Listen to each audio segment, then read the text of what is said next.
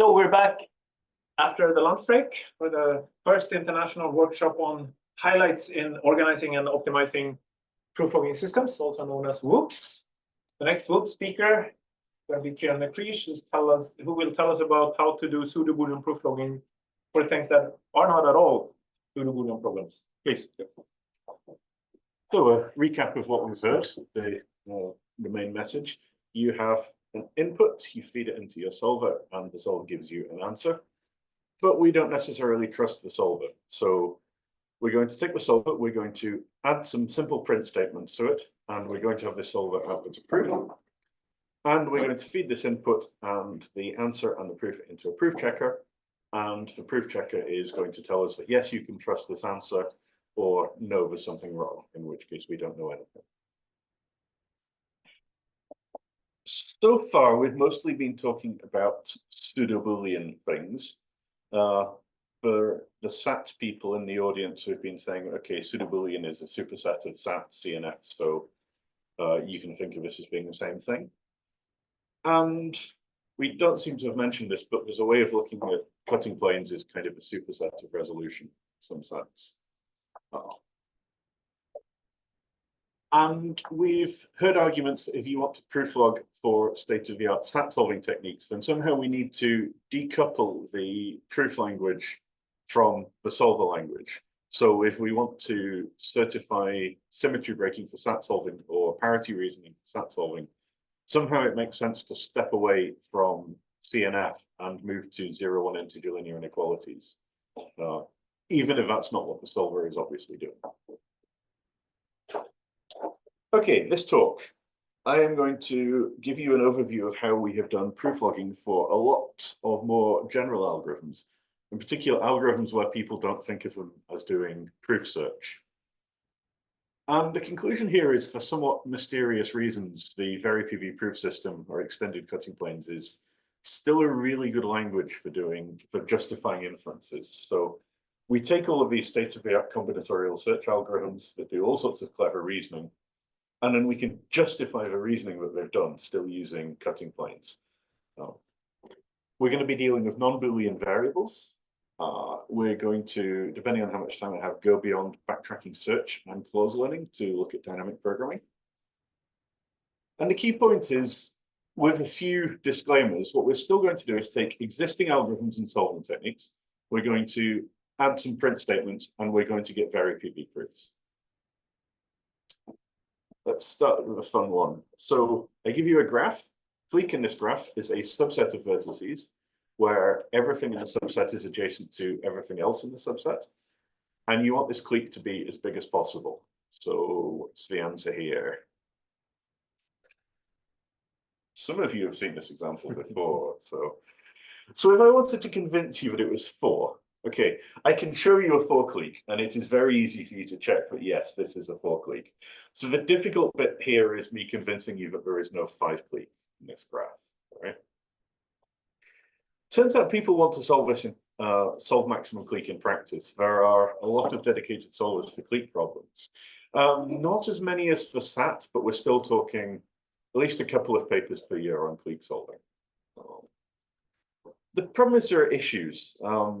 State-of-the-art solvers are pretty consistently buggy. I've been finding errors at a rate of about 0.1% in these solvers. So the errors are rare enough that when you test the solver, you don't see them.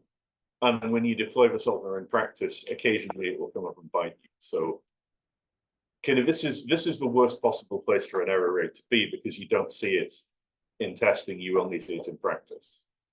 If it was rarer, maybe you'd never see it at all.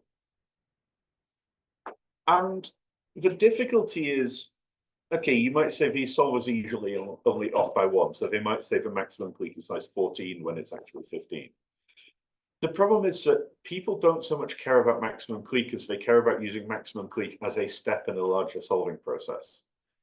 And the problem here is some of these off by 1 errors can result in arbitrarily large errors in the solving process. For example, if you're taking out cliques as part of the kernelization process for a way so that it's go horribly wrong.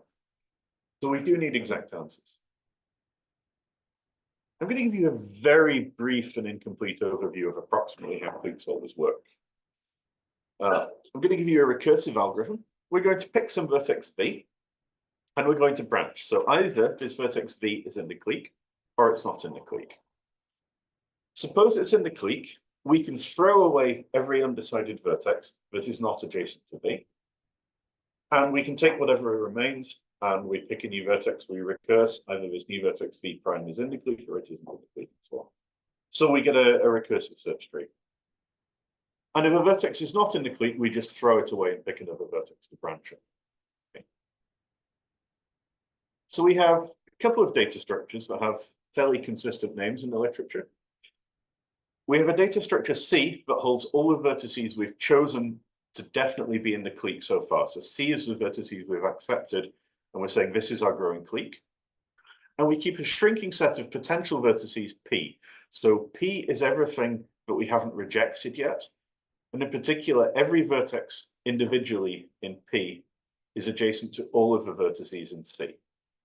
So we can pick any vertex we like from P and use it to extend a growing clique, and we will have a bigger clique. Okay. And we're going to do some form of branch and bound. Here's the simplest thing we can do. We always remember the biggest clique we've found so far, which we'll call the incumbent. Now, if at any point the size of my C set, so the size of my growing clique, plus the number of potential vertices I have remaining, is less than or equal to the size of the best clique I've found so far, I can stop, I can backtrack. There's no way, if I've kept 3 vertices and I have 5 left, the biggest possible clique I can find is 8 vertices. So if I've already found an 8 clique or a 9 clique, I don't have to keep going. Okay. That's not a very good bound function. Okay, next interesting fact.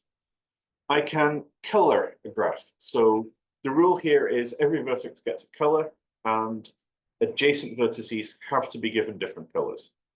So if I can color a graph using, say, 4 colors, the biggest clique there could be in this graph has 4 vertices, because every vertex in a clique always has to be given a different color. Producing a coloring is NP hard, and it's usually more difficult in practice than solving the clique problem. So we're not going to find an exact perfect coloring, but we can find a greedy coloring. The fact I give you is valid for any coloring. And now if you think about it, we can do this greedy coloring on a subgraph. So if I take the size of my C set plus the number of colors used in a greedy coloring to color just my P set, that's also a valid bound problem. Okay. So this is about 1997 in clique solving terms. There are things I haven't told you, like how do you decide which vertex to branch on? How do you set up these data structures to be efficient? How do you do a greedy coloring very, very quickly? That sort of thing. Do you always produce a new coloring? Do you reuse an existing coloring sometimes? Since then, we have better bound functions. For example, there are ways of getting a tighter bound by using maxsat style reasoning over color classes. We have some very clever vertex selection heuristics, so we know how to branch on things. These algorithms are bit parallel, so they are staggeringly fast in practice. We can produce a complete coloring of a fairly large graph in a few hundred clock cycles. People will run a local search solver to find a good, strong incumbent before they start running the solving process, and so on. But to tell you how proof logging for clique works, I don't need to explain any of these things. We can ignore them. So we are going to make a proof logging clique solver. How can we do this? The first problem is VeriPB does not know what a graph is. It does not know what a clique is. So we're going to do our proof logging in terms of a Pseudo-Boolean encoding of the clique problem. We're not going to use this encoding for solving the problem. We're just going to use it for producing the proof. We're going to make our solver log its search tree, which it turns out will consist of the following. We're going to output a small header at the start of search. Every time the solver backtracks, we're going to write a line in the proof. Every time a solution is found, we're going to write something in the proof, and we're going to finish with a small conclusion at the end. And we're going to do this, and we're going to see that it doesn't quite work because we have to do something about the bound function. I should tell you we are using a slightly different workflow here. We have an input, we feed it into the solver, and we get an answer. We're going to add print statements to the solver to get a proof. Previously, we were feeding the inputs directly into the checker. We can't do this now. VeriPB doesn't understand any of the graph file formats that are used for clique problems. So we are going to allow the solver to specify the pseudo-Boolean definition of the problem. So the trust at the moment is, if you trust that this is an accurate pseudo-Boolean encoding of the maximum clique problem, and the checker says yes, then you can trust that you have the right answer. Okay. Pseudo-Boolean encoding for clique in OPB format. We're going to have a single variable per vertex. I've numbered my vertices. I'm going to have the variables x1, x2, x3, x4, and so on. The meaning is a variable is true if and only if that vertex is present in the clique. For every pair of non-adjacent vertices, we're going to say that at least one of them is false. So this tilde is negation in the OPB format. So, for example, vertices 1 and 3 are non-adjacent. So I'm saying that you cannot pick both vertex 3 and vertex 1 at the same time. We want to maximize the number of vertices selected. OPB arbitrarily only allows you to minimize things. So we're going to minimize -1 times x1 plus -1 times x2 plus -1 times x3 and so on instead. Okay. Do we all agree that this is a relatively simple encoding that is relatively unlikely to be wrong mostly in practice? Probably. Although if you agree, you haven't seen how bad the file formats for graph problems are so fast. Okay, first attempt at the proof. What are we going to do? We're going to tell our solver to write out a proof header. We always start with Pseudo-Boolean proof version 2.0, and then we have this formula line. And the 41 here means there are 41 constraints in the input.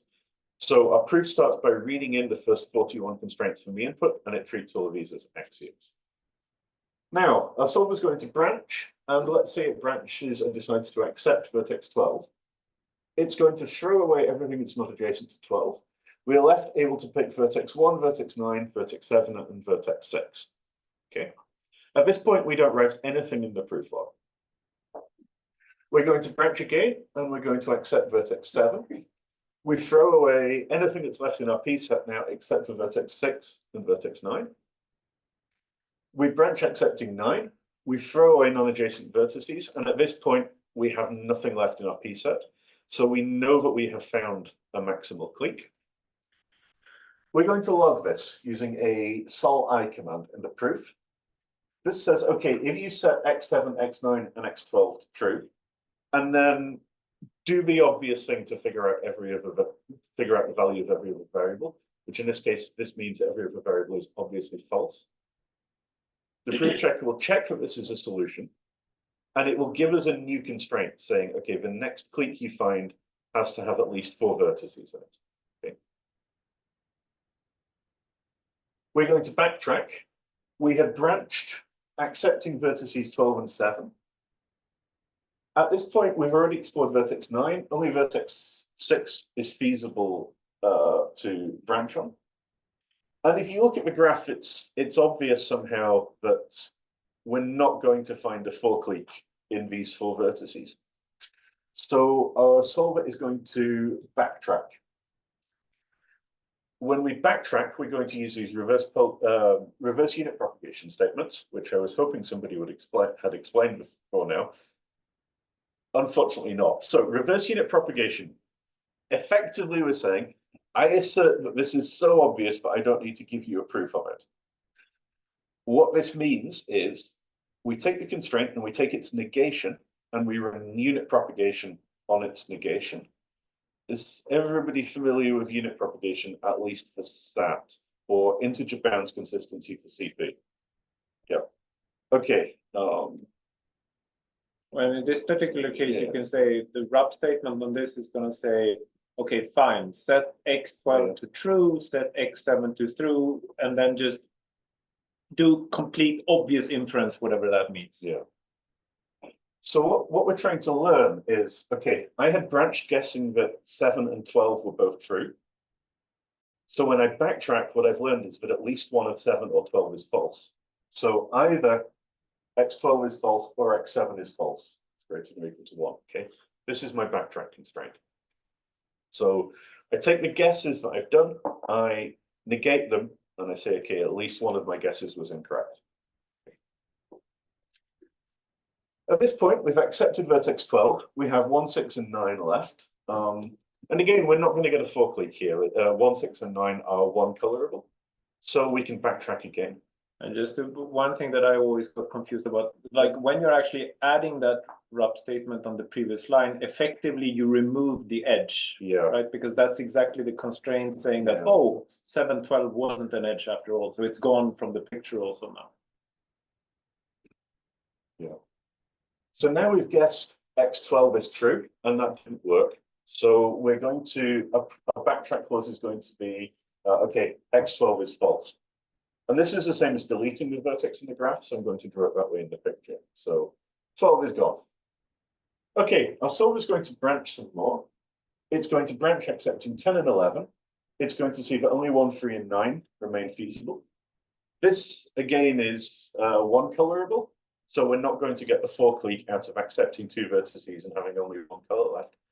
So we're going to backtrack from having accepted 10 and 9. Sorry, 11 and 10. At this point, again, you can stare at having accepted 11. You can see that, okay, this graph is too colorable. We're not going to find a big clique here. We're going to backtrack, which is kind of the same as deleting the vertex. We're going to branch some more. We're going to branch accepting 8, 5, 1, and 2. And we have found a 4 clique. So I'm going to log it.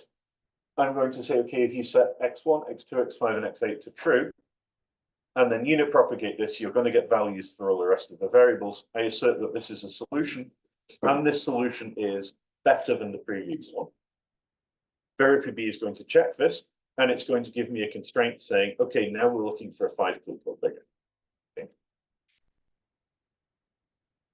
I'm in this state. I've accepted 8 and 5. We've only got 4 vertices left. At this point, we need a 5 clique, so obviously I can backtrack. So I have a backtrack constraint. Again, if you stare at this, I can backtrack from 8 for answer vertices. We're back at the root node.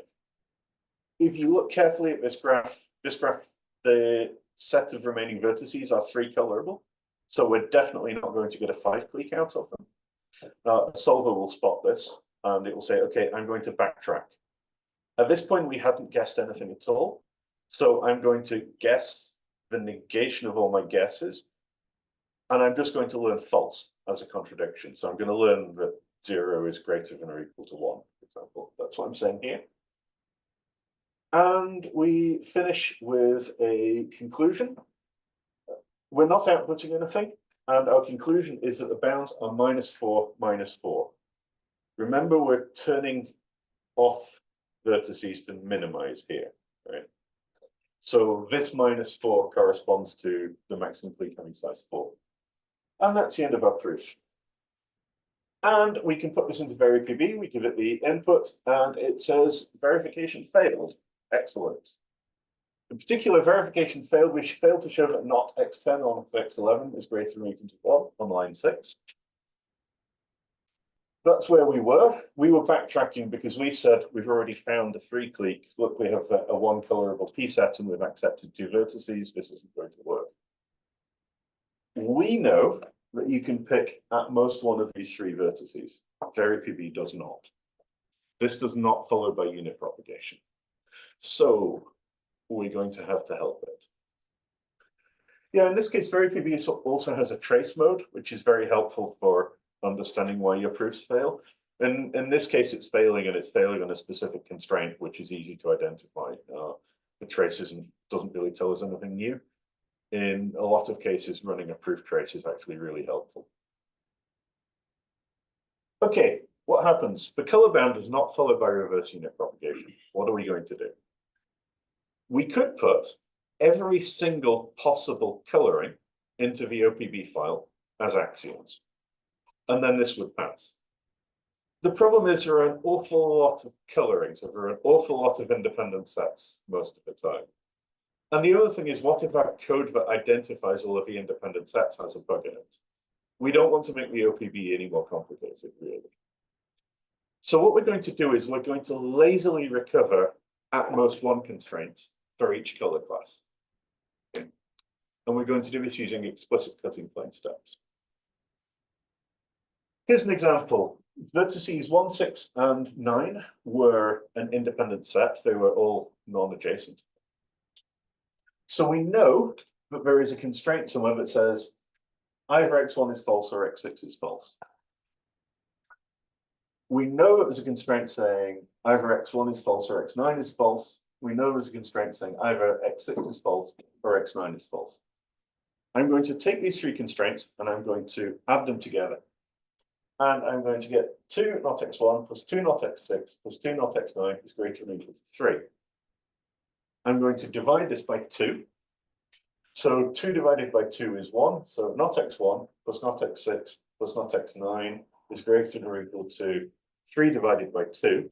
So 1.5. But we're dealing with integers, so I can round this up to 2. In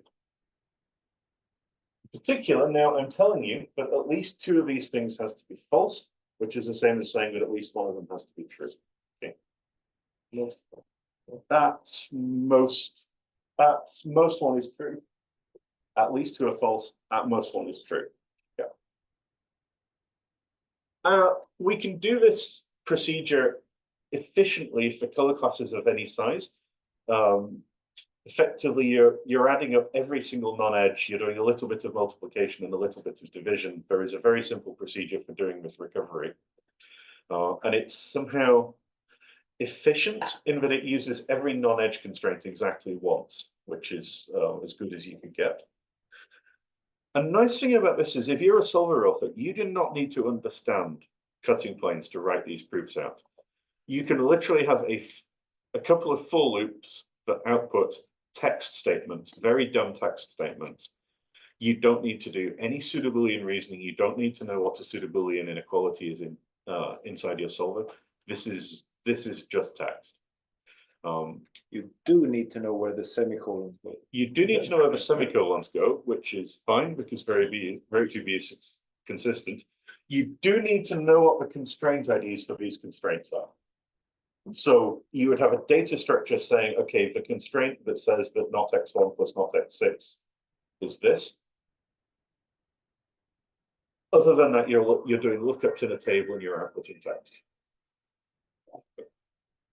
What does this look like in a proof log? So same proof log as before, stars are comments. Now I'm going to put in these poll lines, which we've already seen. I'm just using these subscripts to say, look this up in a dictionary, this is where this number is coming from. So take 7, constraint 7 and 19, add them together, take constraint 4 and divide by 2, and so on. We're doing this every time we have a color bound. And then here we're actually reasoning about 3 separate color classes and then saying, okay, 3 color classes give us an at most 3 bound. This is what's going on here. So that's the entirety of the proof. And now this passes. So we take this proof, we run it, and VeriPB is happy. It will output verification succeeded, although my font is too big, so you can't actually see, but it says verification succeeded there. Okay, so far so good. I've told you a clique algorithm. Now, this is not a very good clique algorithm. I did not tell you how I was deciding which vertices to branch on. I deliberately picked a bad branching order to give a nice example. On the graph I gave you, every reasonable solver would have found the 4th clique straight away. It wouldn't have gone to the 3 clique first. This doesn't affect how we do proof logging. We don't care how the solver makes its branching decision. We're just saying, okay, the solver made this decision for reasons you don't need to care about. The choice of branching vertex doesn't affect correctness. Local search, we can just log the big clique that we found and keep going. So we don't need to log how we found it, just that we found it. There's an interesting question, is cutting plane strong enough to justify every single bound function everybody has ever invented? Seems to be so far. We don't know why, but yes. Weighted color classes. People actually have weights on vertices. There are some very interesting algorithms for how you get a weighted color bound. These just work in cutting planes. It's kind of a miracle. There's some very clever things involving spreading vertices between multiple color classes with weights that you would think there is. It's really hard to explain to a human why this works. Somehow you just multiply every vertex, every color class by the weight of the vertex you pick from it, and it gives you a valid proof. Okay, here is another problem which I'll go over fairly quickly just to give you an idea of the flavor of what we do here. Subgraph isomorphism. I have a little pattern graph. I want to find it inside the big target graph. And quite often we want to find all of the matches. So in this case, here is one place we can find it. There's another place. We swap the bottom two vertices around. Here are another couple of examples. Oh, here's some more. Here's some more. Have I told you all of the matches yet? Maybe. Nope, there's some more. Oh, still going. I believe my slides are incomplete because my solver says there are more answers than there are things on the slide. Okay. We're going to do the same thing. We're going to take a Pseudo-Boolean. We're going to take a subgraph isomorphism problem and turn it into Pseudo-Boolean format.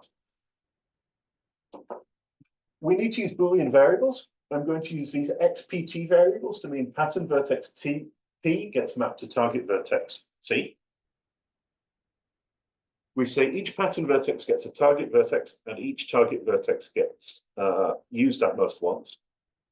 And then we have to do something for adjacency. There are a few different ways of encoding this. There's a really obvious way that gives you a huge encoding.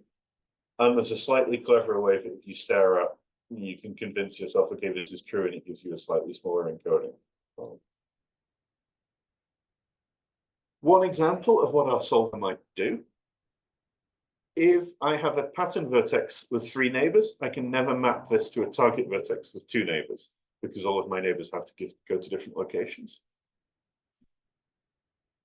In the example above, I want to say that the blue vertex P cannot go to the blue vertex T because I have my 3 green neighbors, but there are only the 2 neighbors shown in purple available for it.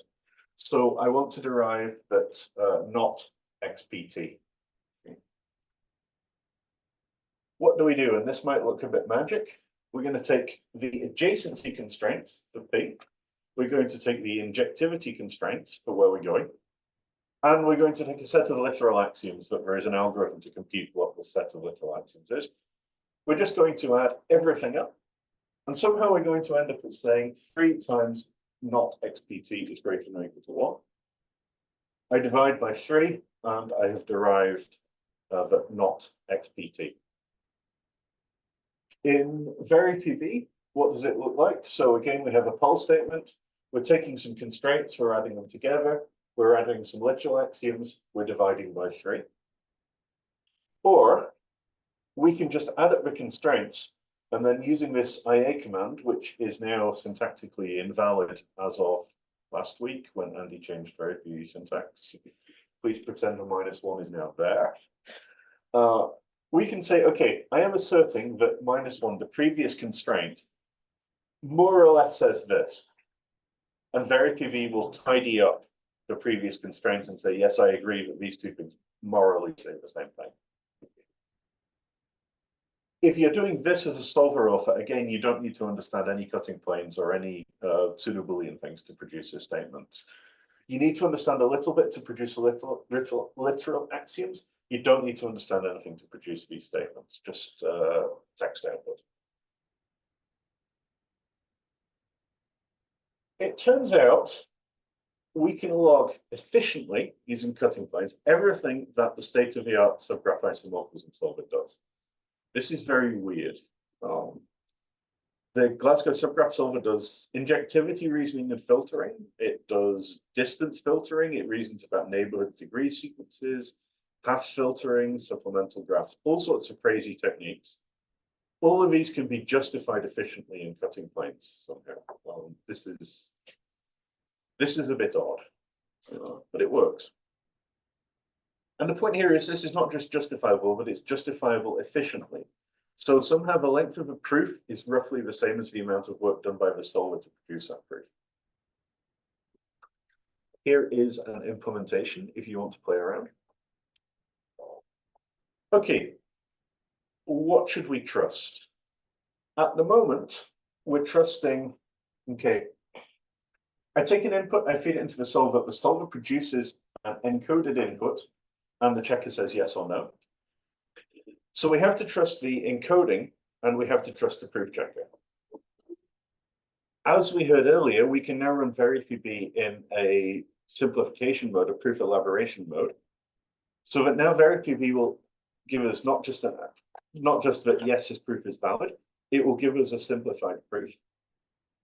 And we can feed this into a formally verified checker, which presumably we completely trust. We still have the input coming from the solver. One of the nice things now is that the formally verified checker can actually be told, okay, this is a graph problem, not an OPB problem. And we can have a formally verified proof that the Pseudo-Boolean encoding means the same thing as a subgraph isomorphism problem. So now we actually have end-to-end verification. We can go all the way from an input to a verified checker, which prints out a trusted answer in the right language. Just to show you running this, we run the clique solver. It says the solution is 17. We run it on VeriPB. Yes, okay. We find the conclusion from VeriPB. VeriPB does not output the conclusion line from a proof yet. It will do as soon as Andy implements it. So let's pretend that VeriPB outputs verification succeeded, bound is 183. You have to know that in my encoding that I happen to use here, which is not quite the same as the one I told you, the bound of 83 and a 200 vertex graph means the maximum clique size is 17. Okay. We can, let's see, have I missed a step? We can produce a formally verified encoding of the problem. This gives us a trusted OPB file written using the KML system. So this is formally verified code. We can rerun VeriPB, taking the verified OPB file and our existing proof and produce a kernel proof. And we can run CakePB, taking only the input file and our core proof. And CakePB now outputs, okay, verified maximum clique size is 17. So it's telling us in the graph language what the solution is. So we have full end-to-end verification that doesn't require you going outside the toolchain to know what this means. So what are we trusting now? This. So in order to trust this, you have to trust that this is a definition of what it means to be a clique written in higher order logic, and that this is what the definition of a maximum clique size is. So these are definitions. Okay. And then the formally verified theorem is this, which is a bit messy, but effectively it's saying that if you run this problem, if the verifier produces an output and the length of the command line was 3, then either the output is going to be verified maximum clique size is something where something is the maximum clique size of that graph. Or we can also do partial bounds. So, or there exists a couple of numbers such that the output is verified maximum clique bound is between these two values, and those are valid bounds on the output. So that's the theorem. So ultimately, what do we have to trust? We have to trust the whole 4 theorem prover. Mathematicians seem to trust whole 4, so probably we're safe here. This is kind of the gold standard of trusted code. This is implemented in the KML environment, so we have formally verified code all the way down to the assembly code level. We have to agree that the hardware that we are running it on corresponds to the formally defined model of the hardware used by Cake. Input parsing and output formatting is untrusted, so we have to trust that we are parsing the input file correctly. That is effectively our trust base. We don't need to know or care how the solver works. In particular, none of the trust base depends upon what Pseudo-Boolean means. So you don't need to agree that we have a valid Pseudo-Boolean encoding of a problem. You don't need to agree that cutting planes is a sound proof system. You don't need to agree that this slightly crazy redundance rule we have is sound. All of that is formally verified. Okay. And again, implementations. Okay, briefly, constraint programming.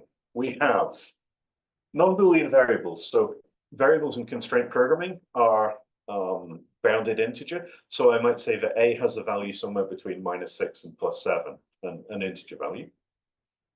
We have very general constraints. So I might say all of these variables must take different values. I might tell you this sequence of variables has to match the following regular expression. That describes the European Working Time Directive for shift patterns. I might tell you, okay, here's an integer linear inequality over these integer variables. So we want to do the same thing. We have to work out how to encode non-Boolean variables, and we have to work out how to encode all of our constraints. And then constraint programming solvers do lots of very clever reasoning with constraints, so we have to justify every single piece of inference that a constraint programming solver does. Here's the first way. Given a constraint programming variable in capital letters, a between -3 and 9, I could create PB variables, lowercase letters, called a equals -3, a equals -2, a equals -1, and so on, and define it so that exactly one of these variables is true. The problem here is constraint programming people quite often work with high-level modeling languages. These high-level modeling languages let you specify a domain as being int, which is between -2 billion and +2 billion or worse. So as soon as somebody does this, we'd be trying to write a 4 GB OPV file. It's probably not going to work. So here's a different encoding using something that's a bit like 2's complement. I'm going to use these bit variables. I'm going to say 1 times the bit 0 variable for a, plus 2 times the bit 1 variable for a, plus 4 times the bit 2 variable for a, plus 8 times the bit 3 variable for a is greater than or equal to the lower bound. And then we have this magical thing here, this -16a negative. This is your 2's complement bit. You'll need to stare at this a bit to trust the encoding potentially. So that gives me my lower bound, and the upper bound you could work out just by negating everything. If you've ever worked with encoding CP problems to SAT, you'll know that this is a terrible, terrible encoding for solving anything. This gives you no propagation at all for pretty much anything. This doesn't matter for proof logging. We're not using this encoding for solving. We're just using it to justify what the solver is doing. So we can get away with this. We can mix the two encodings. Suppose it would be very convenient for me to have this a equals 4 variable. What I'm going to do is I'm going to define a being equal to 4 to mean that a is greater than or equal to 4 and a is not greater than or equal to 5. And I'm going to reify a is greater than or equal to 4, meaning that the sum of the bits is greater than or equal to 4. So, okay. Minor technicality, this is on the slides. If you ever implement it yourself, you'll realize this is important. There's one other thing you have to do. And we can do this either inside the OPB file, inside the Pseudo-Boolean model when we need to, or we can do this using extension variables lazily in the proof. Okay.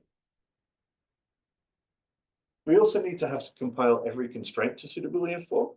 That's fine. We don't need a propagating encoding, anything like that. We just need a very weak encoding. Integer linear inequalities, I'll go over this fairly quickly because the point is somehow you take the integers, you multiply the bits on the coefficient, you write it in the OPB file. This is easy. Table constraints. We might be saying, okay, ABC takes either 1, 2, 3 or 1, 3, 4 or 2, 2, 5. Again, we can introduce some additional variables. We can make use of the fact that we know how to reify we can say you can pick at least one of these options for your variables. In general, encoding constraint definitions And is it's worth almost maybe just technically that these are these redundant space strengthening steps. Like the TIs are now fresh variables. This is only your PB file. This isn't, but if it weren't, like you could even build this. Yeah. And then you would use witnessing on this tier. But here you would be. That's the cool things I won't have time for. Yeah. Yeah. The point here is basically that this is a solved problem, but we already know how to compile CP down to CNF. In particular, this is easy because we don't need a good encoding, we just need a correct encoding. CP solvers do backtracking search. We've already seen how to do backtracking search. The one thing that CP solvers do that we haven't seen is restart. This just works. You don't need to do anything else. It turns out. And again, we don't need to justify branching heuristics. We don't need to justify decisions. We only need to be able to justify why we are backtracking when we backtrack. Now, the key idea here is anything that a constraint programming solver knows, we want to follow from unit propagation on guest assignments or on constraints in the proof log. The idea here is anything the CP solver knows, it has to make available to the proof checker when it needs it. Some things followed by unit propagation on the encoding, we don't have to do anything. A lot of constraint propagators are really just very efficient algorithms for doing a small amount of look ahead. So they will say, aha, I see that if you were to assign this variable this value, my constraint wouldn't work. In this case, we can just output a reverse unit propagation step. We can just say the solver learned that doing this wouldn't work. This is a bit like failed literal probing in SAT in some ways. There are some propagators where we need to do explicit justifications of the proof log. Integer linear inequalities, for example, we have to do a pull statement involving a very small amount of multiplication and addition in a very obvious way. All different needs a bit more. Some constraints, it turns out, people have spent 20+ years writing constraint propagators. There are some very clever algorithms there. Some of these are a bit more work to do, but they are still possible. We will hear from Matthew next on some examples of this. Just very briefly, okay, I'm going to give you 5 constraint programming variables, V, W, X, Y, Z. V is either 1, 4, or 5. W is 1, 2, or 3. X is 2 or 3. Y is 1 or 3. Z is 1 or 3. All these variables have to be different. What can you tell me? It's impossible. Why is it impossible? Because W, X, Y, Z share only X, Y, and Z have, well, W, X, Y, and Z, 4 variables, 3 values between them. They all have to take different values. There's no way this is going to work. This is kind of a pigeonhole problem in some sense. Like this is hard for SAT solvers. Let's do an efficient cutting points proof. So we have a constraint by definition of W being a CP variable, but W takes some value. We have a constraint that says X takes some value, Y takes some value, and Z takes some value. We also have constraints saying you're allowed to use 1 at most once, 2 at most once, 3 at most once. I'm going to take these and I'm going to add all of these constraints together. And what I'm left with is negative V equals 1 is greater than or equal to 1. Okay. This is a 0, 1 variable. So we're either saying -1 is greater than or equal to 1, or we're saying 0 is greater than or equal to 1. So we've effectively found contradiction here. The way we finish off is we take for constraint the literal axiom that says V1 is at least 0. We add these together, we get 0 is greater than or equal to 1. We have a contradiction. And again, there is an efficient algorithm for identifying these whole sets and outputting them. So when we implement the all different propagator inside the constraint programming solver, we put in a bit of extra code that outputs using templates, this kind of step. This is my baby. We have a growing list of global constraints. We now have partial mini-zinc supports ongoing. This is something people have been nagging me about for a long time. It's now mostly there. So you have to trust the Minizinc compiler is free from bugs. The Minizinc compiler is not free from bugs. This is unrelated to this talk. Okay, very quickly then. One more example, dynamic programming. I'm going to give you a knapsack problem. We have a set of items. We can either take an item or not take an item. Each item has a weight. The sum of the weights of the items we take cannot be more than a certain amount, or they won't fit in our backpack and we won't be able to run away with them. Every item has an associated profit, which we want to maximize because we are good capitalists. For a running example, I'm going to use these weights and these profits, and I'm going to say you've got room for at least 7 things in your bag. So that you can carry out most 7 things in your bag at most 7 weight. Dynamic programming is quite often used for knapsack problems. You'll be given a recurrence relation, which is a profit from taking the first I items. I always struggle with this. The profit you get from taking the up to the first I items is whichever is bigger of taking the profit from the first I minus one items and rejecting the ith item, or the profit you get from taking up to I minus 1 items plus the profit from the current item, but then you have to pay a cost of weight, so the amount of weight you have left decreases. And you're only allowed to do this if the item isn't too heavy based on what you've taken so far. And we have a base condition that the profit you get from taking 0 items is 0, and you have W weight available to spend. Okay. There are various ways of turning this into an algorithm. For the purposes of proof logging, we don't really care exactly which way you use, whether you use a memoization matrix, whether you use a decision diagram, whether you use recursion, and so on. The key point is somehow we have this maximum operation that selects between states that says, okay, this state dominates this other state. We are avoiding calculating states more than once, so we're trying to reuse some of the information we've calculated. And we're only calculating partial sums of weights and profits that are actually potentially possible to achieve.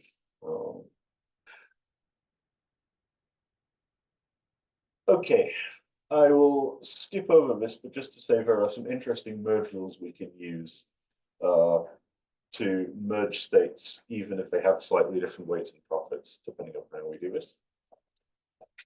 What I will say is we can view a dynamic programming algorithm as giving us a decision diagram. So we're going to start off having taken 0 items with 0 weight and 0 profit. We either accept or reject. So this is sort of like a search tree. My tree is going this way.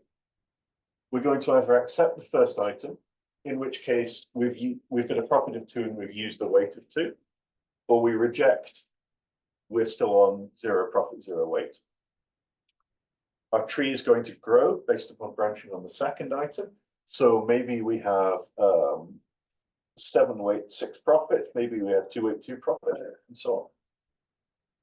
We keep going, and at some points in these search trees, we're either going to reach infeasible states, which I'm showing in red, or we're going to be able to merge states. So for example, if I have spent 4 weight, let's see, if I've spent 5 weight and achieved a profit of 4, well, I could have gone here and only spent 4 weight and achieved a profit of 4 instead.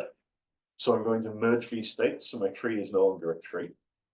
We can keep growing, we can prune some more, we can merge some more, and so on, until we end up here. And on the final row, we can read off all of our possibilities for total sums of weights and profits and pick the best one.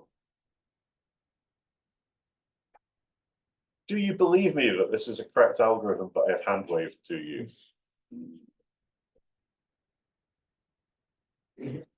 Do we trust the implementation? Probably not. No, if it's Matthew. Well, I trust Matthew because he prooflogs everything. So where are we? Yes, we're going to prooflog dynamic programming as well. Okay. Again, very quickly, we're describing knapsack as a pseudo-Boolean problem. This is easy. We have one constraint and an objective function. When we did backtracking search, we constructed this skeleton of a search tree out of rup steps. What we're going to do here is we're going to use extension variables to describe every state in the decision diagram. And we're going to construct implication constraints between the states in the decision diagram. And we're going to end up with extension variables for every node in the decision diagram and constraints for every arrow in the decision diagram, connecting these extension variables together. Our extension variables are going to encode somehow that the partial sum of the weights we've taken so far is at least something. That the partial sum of the constraints is at most something. And then our states represent, okay, we're going to be at layer L, we're going to be in state WP if the sum of our weights, W, is at least W, and the sum of our profits is at most P in this state. The reason for having a greater than or equal to and a less than or equal to is that it works if you do this, and if you try to do it via inequalities the other way around, you'll find you're proving the wrong thing.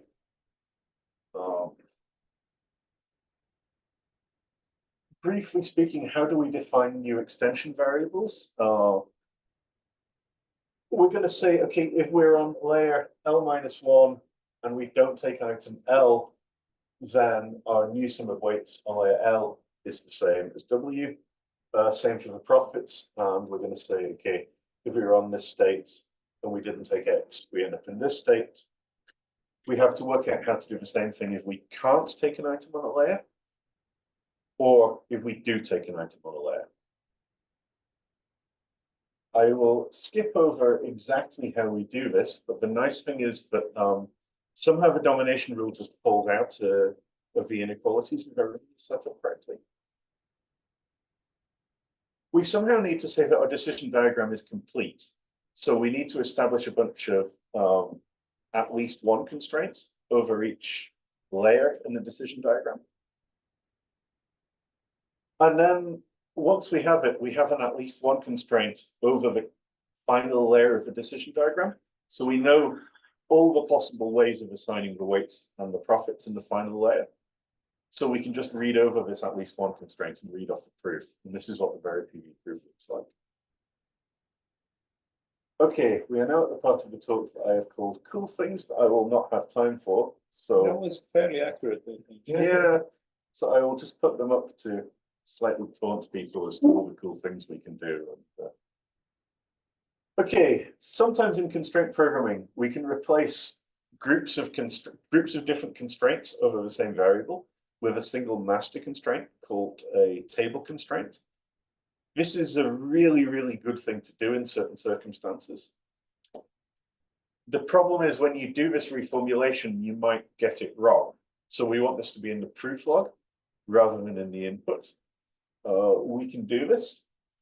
The very short description of how we do this is we run a backtracking search, but whenever we find a solution, we introduce a new extension variable for that solution. And we take not this as an assumption for the remainder of the proof. We continue running a backtracking search tree, and we end up with saying, if the solution isn't this, and if the solution isn't this, and if the solution isn't this, then false. So we have an at least one constraint over all the possible solutions to a subproblem. And this is exactly in the form of a table constraint that we can then propagate.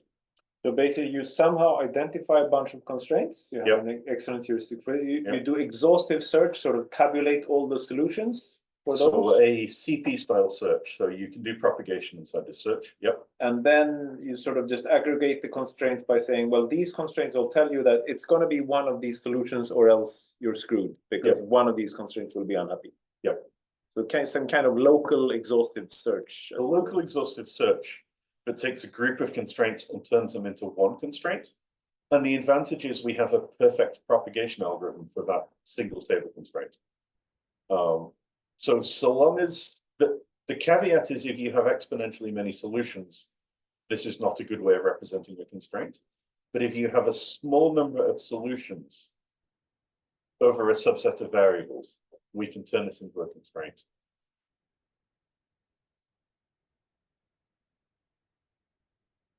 We can do knapsack as a constraint inside the constraint programming solver. We're doing something a bit more interesting. The key point here is that the decision diagram is a bit like a table. It is a compact representation of a complete set of solutions to a subproblem. We define the state slightly differently. We have slightly different merge rules. And I believe Matthew has an example of this inside a different propagator. So I will simply tell you that when we end up with this decision diagram, plus some side constraints, lots of bits of this decision diagram start disappearing. And then potentially we can reason, for example, that you have to give a variable a certain value. And we know how to proof log this as well. Conclusion. Seems there aren't as many traditional SAT people here as I was guessing. So I can. What I have. You can trash that. Yeah, I can. No, I'm gonna. Let's trash some proof complexity people. Okay. Somehow there is this amazing result that SAT solvers can't count, and this result effectively goes, oh well, SAT solvers produce resolution proofs, and resolution proofs can't count, therefore SAT solvers can't count. And a lot of people seem to have interpreted this to mean that there is this deep connection between SAT and resolution, which I don't think is true because there are resolution proofs that SAT solvers won't produce. So in some sense, proof complexity has been too successful and too many people know too much about it or think they know too much about it. So they think that there is a natural connection between SAT and resolution. What I want to say is no, there is a natural connection between SAT and this mysterious proof system that is used to justify every kind of reasoning algorithm that people write in practice. And maybe that proof system is extended cutting planes, or at least for a large set of useful algorithms that people write. And I want to go the other way as well. People assume that if you want to justify, for example, constraint programming, you need a constraint programming proof language. And I'm going to argue now that actually you need a weaker language in constraint programming. You don't need integers, you don't need all these constraints. You need this comfortable middle ground, but somehow you need to be able to do combinatorial arguments. You need to be able to reason under implications. You need to be able to reify things efficiently. And if you can do that, you can probably do most combinatorial search algorithms. I will stop there.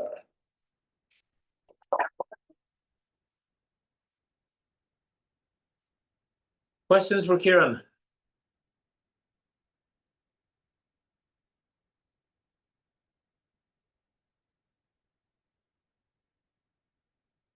On the slides with the story steps for the graph, could we just erase the upper half? Because you showed, oh, there is one clique of size 3 okay. of 4.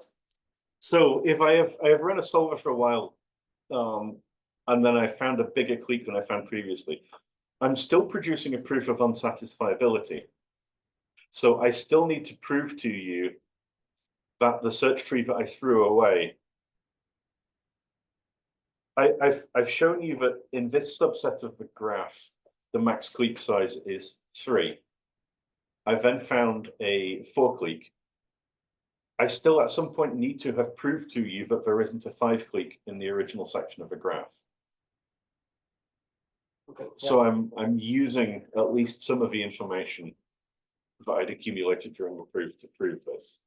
I mean, what you can do is whenever you find a solution, you just stop, you throw away everything, you restart and you rerun the solver.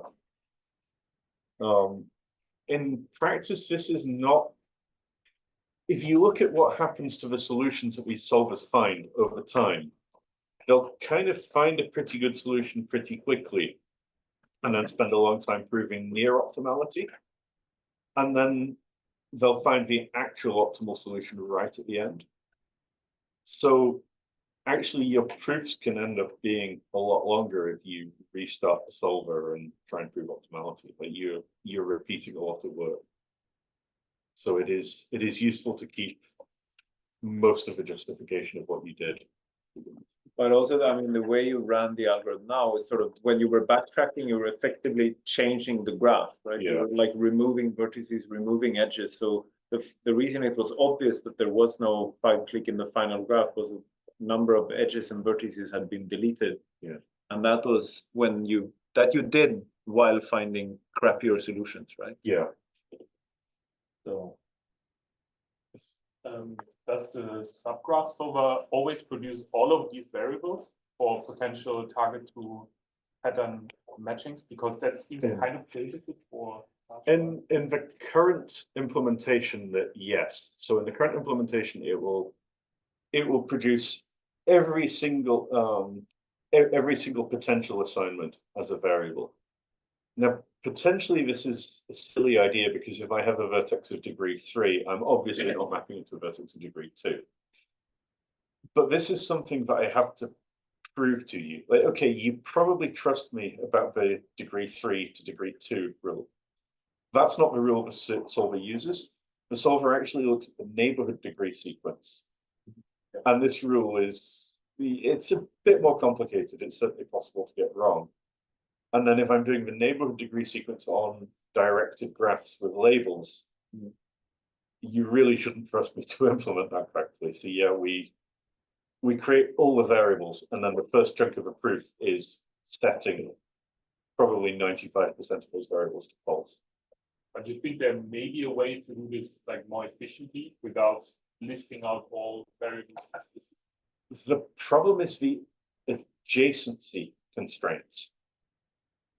Somehow, because we are specific, when I wrote on the slide, I had a bunch of like for all signs. You know, I would say for every vertex constraint. Potentially, if we had some kind of higher level, first order logic type thing on top, we could produce smaller PV files. But for clique, this is really bad because I'm listing every non-edge. Yeah. The difficulty here is kind of to clique, for example, as soon as I start reasoning, my solver is going to find a bunch of independent sets. If you give me a large sparse graph, these are going to be big independent sets. I'm going to need a huge chunk of a constraint to justify to you that it actually is an independent set. So we could potentially make things a lot smaller by using quantifiers in a clever way, but we would need the proof system to be able to reason under quantifiers without unwrapping quantifiers for maximum benefit.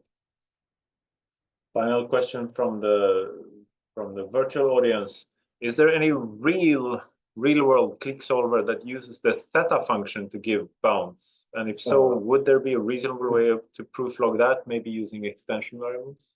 Last time I looked at this, the largest graph on which people had managed to compute the theta function in practice had about 20 vertices on it.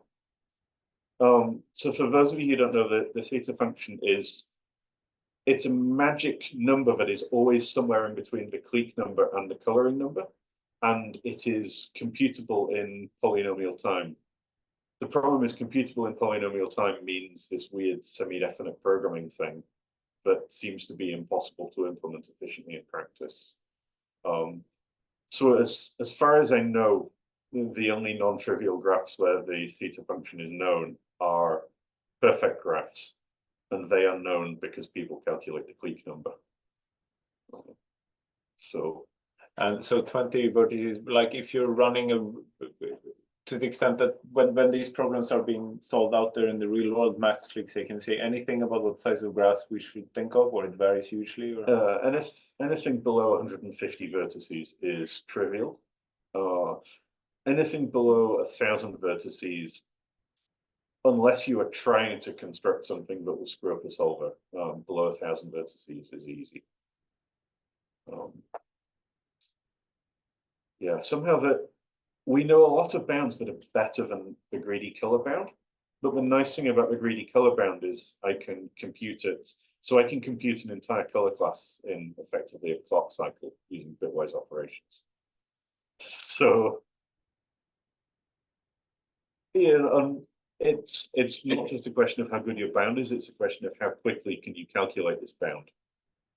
and how much does your bound change on subproblems, which is why we use the fast bounds rather than the clever bounds in practice. Okay, thanks. So let's thank Ciaran again.